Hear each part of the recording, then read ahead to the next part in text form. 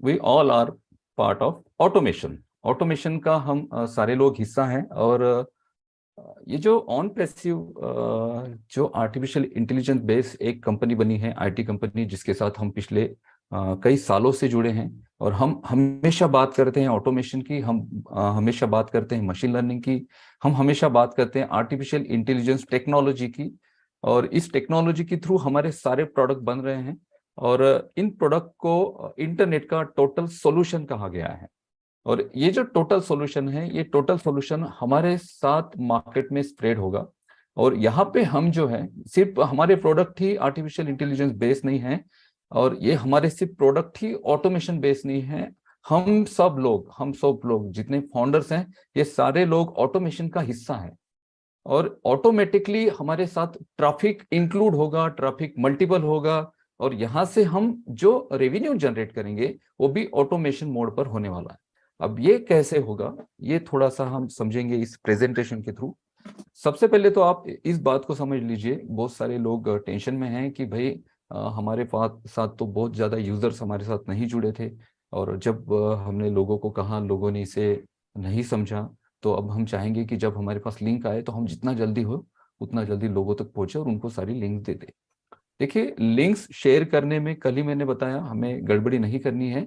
और ऐसा जरूरी नहीं है कि आप बहुत सारे लोगों को लिंक शेयर करेंगे तभी यहां से रेवेन्यू जनरेट करेंगे। मैं यहाँ पे एक सिंगल एग्जांपल दूंगा, ये पिछले वेबिनार में भी मैंने कहा है, बट मैंने वो ओरली कहा था। अभी मैं ये प्रेजेंटेशन के थ्रू आपको बता रहा हूँ। प्रेजेंटेशन के थ्रू हम चीजें जब देखते हैं तो हम को रिलेट कर सकते हैं। हमारा जो इमेजिनेशन होता है वो एक पेपर पर अगर हम लिखकर उसे, या फिर एक प्रेजेंटेशन के थ्रू अगर हम उसे बताते हैं तो समझने में आसानी होती है। इस वजह से प्रेजेंटेशन और ये चीजें की जाती हैं। तो यहाँ पे मेरा मेन आज का जो टॉपिक है और आपको समझाने का जो मेरा मेन एक पर्पज है, वो ये है कि मैं आपको ये समझा पाऊं कि आपके साथ अभी भी जब आपकी लिंक आएगी, आपके साथ बहुत ढेर सारे लोग नहीं भी जुड़ते हैं, आप एक सिंगल पर्सन को भी आपकी किसी लिंक के साथ ज्वाइन करते हैं, फिर भी यहाँ पे आप इतना ज्यादा ट्रैफिक, इतना ज्यादा क्राउड लेकर आएंगे इंटरनेट से कि ये क्राउड आपके, ये जो बिजनेस आपका है, इस बिजनेस को मल्टीपल करेंगे। और ये बिजनेस आपको क्या रेवेन्यू जनरेट करके देगा, इसका कैलकुलेशन आप खुद ही करिएगा। मैं कोई कैलकुलेशंस नहीं बताता हूं, मैं कभी अर्निंग की बात नहीं करता हूं, क्योंकि मुझे पता है इंटरनेट पर क्या अर्निंग होती है। फेसबुक आपके पास बहुत बड़ा एक एग्जांपल है, गूगल एग्जांपल है, जूम एप्लीकेशन जिसपे हम लाइव है, ये बहुत बड़ा एग्जांपल है। बिलियंस एंड ट्रिलियंस में ये कंपनीज कमा रही हैं। और इंटरनेट पर जो भी प्रोडक्ट बनता है, मैं मेरे जो पुराने जो मेरे सेशंस होते थे, जो प्लान प्रेजेंटेशन होता था, उसमें एक बात मैं कहता था कि ये जो प्रोडक्ट है, कोई भी प्रोडक्ट, अगर कोई कंपनी है, मान लीजिए कोई एग्जांपल, कोई कंपनी है जैसे टाटा मोटर जैसी कंपनी, और टाटा मोटर्स की कोई कंपनी कोई अपनी एक नई कार बनाते हैं। जैसे टाटा मोटर्स की एक कार इंडिया में सबसे ज्यादा फेमस है जिसका नाम है नेक्सॉन। और मान लीजिए हमारे एरिया में अगर नेक्सॉन की 1000 गाड़ियों की डिमांड है पूरे महीने में, ठीक है। और आगे चल के ये डिमांड अगर पूरे एरिया में, पूरे जिले की बात कर रहा हूं मैं, या फिर महाराष्ट्र की बात कर लेते हैं, पूरे महाराष्ट्र में अगर 1000 कार्स की रिक्वायरमेंट है एक महीने में, और आगे चल के यानी 6 महीने बाद या एक साल बाद ये रिक्वायरमेंट बढ़कर 1 लाख हो जाती है, तो टाटा मोटर्स को क्या करना पड़ेगा? क्योंकि टाटा मोटर्स को ये डिमांड सिर्फ महाराष्ट्र से नहीं आ रही है, ये डिमांड उनको हरियाणा से आ रही होगी, उत्तर प्रदेश से आ रही होगी, साउथ एरिया से आ रही होगी, बंगाल या फिर कोलकाता साइड से आ रही होगी। तो हर जगह उनकी डिमांड बढ़ चुकी है, क्योंकि प्रोडक्शन जो है वो अच्छा था, प्रोडक्ट ऐसा था कि लोगों को वो अच्छा लगा, और अफोर्डेबल प्राइस में है, सेफ्टी है, फीचर्स हैं, सारी चीजें अच्छी हैं टाटा नेक्सॉन में एग्जांपल।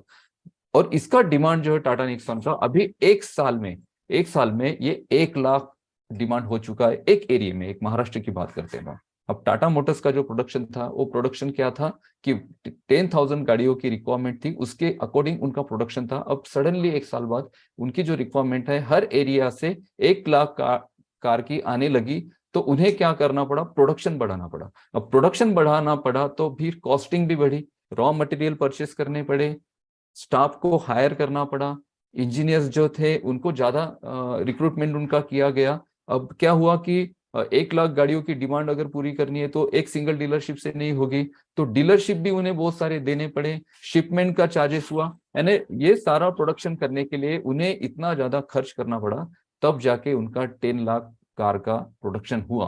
बट डिजिटल प्रोडक्ट की अगर बात करते हैं तो डिजिटल प्रोडक्ट को एक ही बार उस पर रिसर्च प्रॉपर R&D किया जाता है, रिसर्च एंड डेवलपमेंट, और उसके बाद उस प्रोडक्ट को बनाया जाता है। मार्केट में क्या चाहिए होता है उसको देखा जाता है, समझा जाता है, और मार्केट की नीड के अकॉर्डिंग उस प्रोडक्ट को बनाया जाता है और उस प्रोडक्ट को लॉन्च किया जाता है। अब मान लीजिए किसी डिजिटल प्रोडक्ट को आज 10 लोग यूज कर रहे हैं, 1 महीने बाद उसे 1,000 लोग यूज करेंगे, 10 महीने बाद उसे 1 लाख यूज करेंगे। तो ये जो कोई कंपनी है जिन्होंने अपना डिजिटल प्रोडक्ट बनाया है, उनको 1 लाख प्रोडक्ट बनाने की जरूरत नहीं है।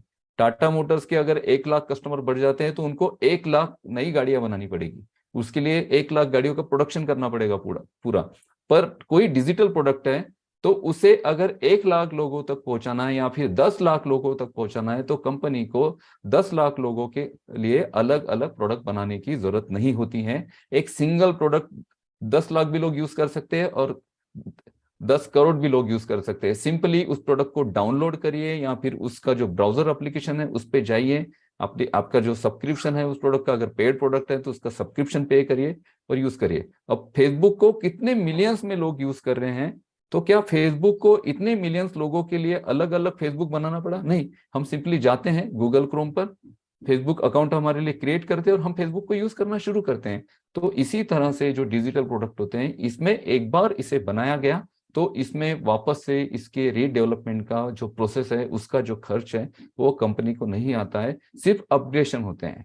जो जो चीजें मार्केट में नई नई आती जाती है कंपनी अपने प्रोडक्ट में अपडेट करते जाती है। जैसे जूम का एप्लीकेशन 3 साल पहले जैसे था, अब पूरी तरह से चेंज हो चुका है। आने वाले 6 महीनों में या फिर 1 साल में अभी जो आप देख रहे हो इसमें और ज्यादा चेंजेस आएंगे। चेंजेस क्यों हो रहे हैं? क्योंकि डिमांड बढ़ रही है या फिर रिक्वायरमेंट बढ़ रही है लोगों की। लोग चाहते हैं लोगों के जो सजेशंस है या फिर उनका जो फीडबैक है वो लिया जाता है और उस फीडबैक के थ्रू नए फीचर्स को ऐड ऑन किया जाता है। बस यही चीजें करनी होती है डिजिटल प्रोडक्ट के साथ। जब भी नया कोई प्रोडक्ट आता है तो उसे लाखों लोग डाउनलोड कर सकते हैं, यूज कर सकते हैं। उन लोगों के लिए कंपनी को लाखों प्रोडक्ट बनाने की जरूरत नहीं पड़ती है, सिर्फ अपडेट जो है वो साल दर साल, 6 महीने 3 महीने में चलता रहता है।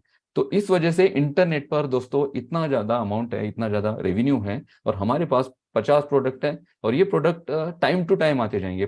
पूरे 50 प्रोडक्ट हम वन वन टाइम लॉन्च नहीं कर रहे हैं। हमारे जो मेन ऐसे प्रोडक्ट है जो मार्केट में सबसे ज्यादा रेवेन्यू और ट्रैफिक हमें जनरेट करके देंगे, उनके साथ हम अभी लॉन्च कर रहे हैं। और जैसे जैसे समय हमारा बढ़ता जाएगा वैसे वैसे हम नए प्रोडक्ट को वहां पे ऐड करते जाएंगे। ठीक है, तो चलते हैं आज के टॉपिक की तरफ। We all are part of automation, हम सारे लोग ऑटोमेशन का पार्ट है।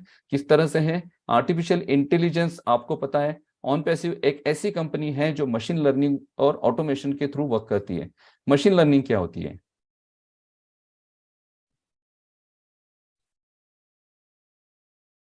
What is machine learning? Machine learning means किसी भी मशीन को इतना कैपेबल किया जाता है आर्टिफिशियल इंटेलिजेंस के थ्रू कि वो मशीन मनुष्य की तरह वर्क कर सकती है। मशीन को सिखाया जाता है। और मशीन लर्निंग में एक प्रोसेस होती है NLP, नेचुरल लैंग्वेज प्रोसेसर।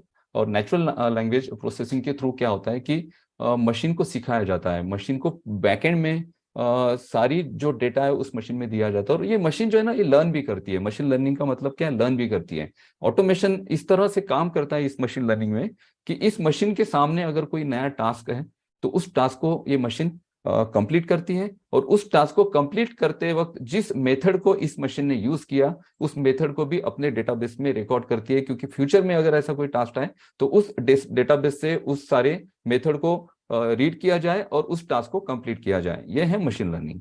और दूसरा जो हमारा आर्टिफिशियल इंटेलिजेंस का जो मेन पार्ट है वो है ऑटोमेशन। ऑटोमेशन क्या है? ऑटोमेशन एक ऐसी टेक्नोलॉजी है किसी भी एप्लीकेशन में वो जो ह्यूमंस के इनपुट होते हैं, जैसे जैसे हम लोग काम करते हैं किसी मशीन के साथ, और पूरी तरह से वो मशीन को जो ऑपरेशन है हम खुद देते हैं, खुद हम ऑपरेट करते हैं। तो ऑटोमेशन में क्या होता है कि ह्यूमन इनपुट कब सबसे ज्यादा कम किया जाता है, कम से कम ह्यूमन इनपुट होता है। बस मशीन को आप स्टार्ट कर दीजिए और वो मशीन ऑटोमेटिकली सारी चीजें करते रहेगी। ये होता है ऑटोमेशन।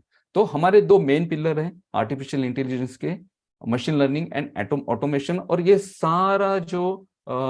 सारी जो टेक्नोलॉजी है ये टेक्नोलॉजी हम यूज कर रहे हैं। हम ऑन पैसिव में हैं और ऑन पैसिव ये सारी टेक्नोलॉजी यूज कर रही है।